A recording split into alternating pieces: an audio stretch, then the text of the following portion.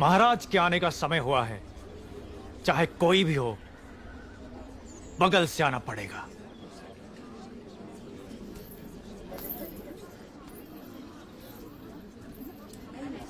आप आगे आइए।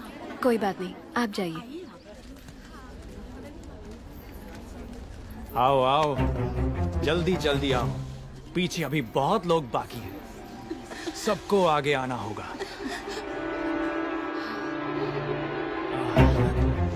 आओ, इसके बाद तुम।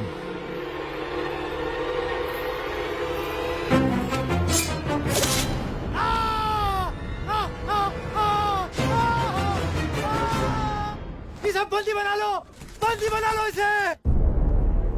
बाहुबली की धर्मपत्नी देवसेना पर आरोप है कि उन्होंने सेना नायक सेतुपति की उंगलियां काट दी। राजमाता शिवगामी देवी की आज्ञा से श्री श्री भल्लाल देव महाराज के समक्ष ये सुनवाई प्रारंभ हो रही है। अवश्य। देवसेना, क्या तुम्हें अपने अपराध के बारे में कुछ कहना है? किसी सुनवाई के बिना ही मुझे हथकड़ियां पहना दी गई और पहले ही निर्णय हो चुका है कि मैं अपराधी हूं। ये कहां का न्याय है? तुम निर्दोष साबित होने तक अपराधी हो। यही माहिष्मति का दंड विधान है। आदिवासी भी जिन्हें घिनौना समझते हैं, उन तौर तरीकों को आप दंड विधान कहते हैं? तो ऐसे दंड विधान को आग लगा दीजिए। अपने न्याय शास्त्र को गंगा में बहा दीजिए। अपने शासन को सूली पर चढ़ा दीजिए। जिस राज्य की मति भ्रष्ट है, उसका माहिष्मति जैसा बड़ा नाम, छी। देवसेना, इस महान साम्राज्य के बारे में अगर एक और अपशब्द भी निकाला। बड़ी बड़ी प्रतिमाओं और ऊंचे ऊंचे सिंहासनों से महान साम्राज्य नहीं बनता राजमाता, एक विशाल हृदय से बनता है। लगता है वो यहाँ किसी के पास नहीं है। धिक्कार है। देख लिया महाराज, आपके सामने इतनी निर्लज्जता के साथ बात कर रही हैं, तो सोचिए मेरे सामने आपके बारे में कितनी तुच्छ बातें कही होंगी। सोच के देखिए महाराज।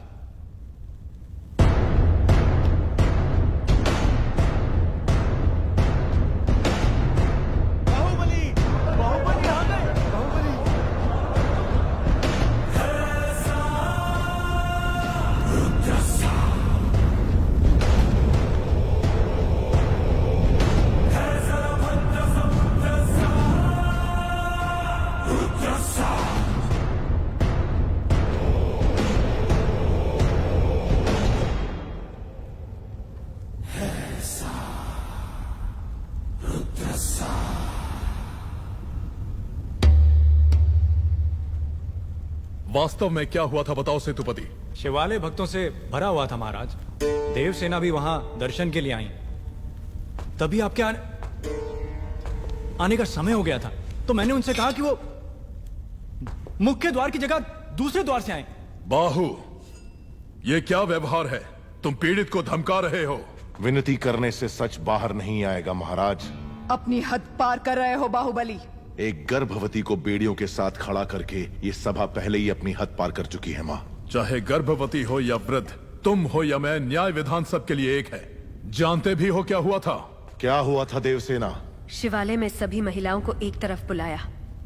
अंदर भेजने के बहाने वो सब पर हाथ डाल रहा था।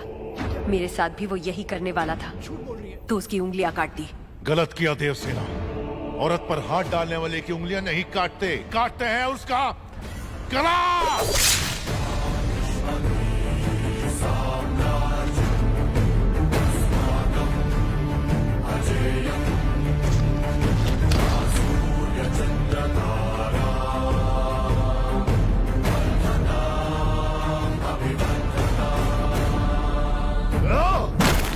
बाहुबली, ये दुस्साहस मेरी सभा में। झूठ बोला तभी सेतुपति के शब्द लड़खड़ा गए। निर्दोष है तभी देवसेना ने निडर होकर सब सच कह दिया। सेतुपति दोषी साबित हुआ, उसका सर कट गया। बाहुबली, मान लिया सेतुपति अपराधी है भी, तो इसका निर्णय किसे करना चाहिए, दंड देने का अधिकार किसे होना चाहिए? तुम्हें या महाराज को? या फिर तुम खुद को महाराज मानते हो? गोद भराई के दिन तुम्हारी पत्नी चाहती थी कि महाराज तुम्हें बनना चाहिए। उसकी इच्छा पूरी करने के लिए ही ये दुस्साहस किया तुमने। माँ, चेतावनी देने के बावजूद तुम्हारी पत्नी हमारे संविधान को अपशब्द कहती रही, हमारे महान न्याय शास्त्र को कोसती रही। उसने शब्दों से हमारा तिरस्कार किया और तुमने तलवार से। तुम दोनों ने जो किया वो है राजद्रोह। महामंत्री, राजमाता। इस महाअपराध का दंड क्या है बताया जाए।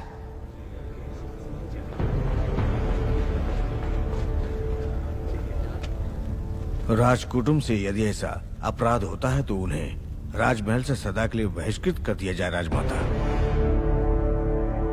इस पर अमल किया जाए। तुम दोनों अभी इसी क्षण इसी स्थिति में ये राज प्रांगण छोड़कर निकल जाओ। एक ओर आपका विधान है, दूसरी ओर आपका सिखाया हुआ धर्म। इन दोनों के बीच जो संघर्ष है उसमें मेरी तलवार। कल तक उसका सिर मेरे हाथ में होना चाहिए, किसका वरना तुम्हारा सिर तुम्हारे हाथ में होगा। जाओ। भला प्रभु, भला किसका सर? और किसका? बाहुबली का। तुम पागल हो गए हो क्या? तुम इतना नीचे गिर जाओगे कि हत्या करवाओगे? हाँ? उसकी पत्नी और उसके पेट में पलने वाले बच्चे को भी मरवा दूंगा। अगर आप बीच में आए तो भूल जाऊंगा कि आप मेरे पिता हैं।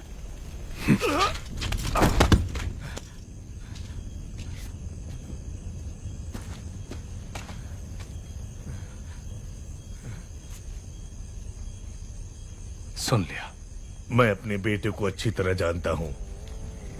वो अगर मन में कुछ ठान ले तो उसे करके ही मानेगा। ये बाहुबली को तुरंत बताना चाहिए। वो मानेगा? बाहुबली कपट नहीं जानता।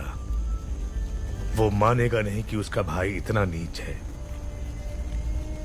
अब सिर्फ एक ही रास्ता है। वो क्या है? वो तुम्हारे हाथ में है कुमार। मेरे हाथ में?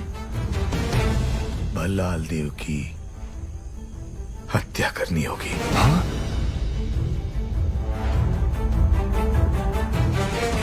मना मत करना कुमार वर्मा। बाहुबली के लिए, देवसेना के लिए, उसके कोख में पल रहे बच्चे के लिए मेरे बेटे भल्लाल देव को मार दो। ठीक है।